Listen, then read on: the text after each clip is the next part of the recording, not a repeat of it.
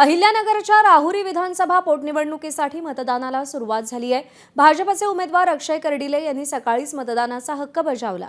अक्षय कर्डिले आणि शरद पवारांच्या राष्ट्रवादीचे उमेदवार गोविंद मुकाटे यांच्यामध्ये मुख्य लढत होणार आहे।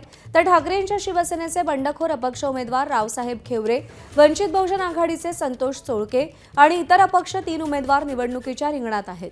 तर शरद पवारांच्या राष्ट्रवादीचे माजी मंत्री प्राजक्त तनपुरे यांनी शेवटपर्यंत आपली भूमिका स्पष्ट केलेली नाही, त्यामुळे त्यांचे समर्थक नेमका कोणाला पाठिंबा देणार हे पाहणं महत्त्वाचं राहणार आहे। आपण मतदानाचा हक्क बजावलेला आहे, किती विश्वास वाटतो काय नेमकं? आज आपण इथं आले असताना पाहत असताना की मतदारांमध्ये उत्स्फूर्त असा प्रतिसाद आहे, पण प्रत्येकाच्या चेहऱ्यावरती एक दुःख आहे की या निवडणुकीची वेळ, या मतदानाची वेळ प्रत्येकावरती आली। प्रत्येकाची परमेश्वराला हीच प्रार्थना होती की अशी वेळ यायला नको होती, पण आज त्या वेळेला आम्हाला सर्वांना सामोरे जावं लागतं। प्रत्येकाच्या मनामध्ये आज भावना आहे की तो मताच्या रूपात व्यक्त होणार आहे।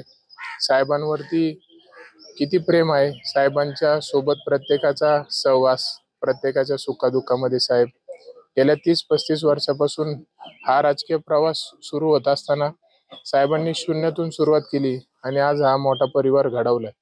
आज हा परिवार माझ्यासोबत एक कुटुंबासारखा उभा आहे, म्हणून मला पूर्णपणे खात्री आहे, विश्वास आहे।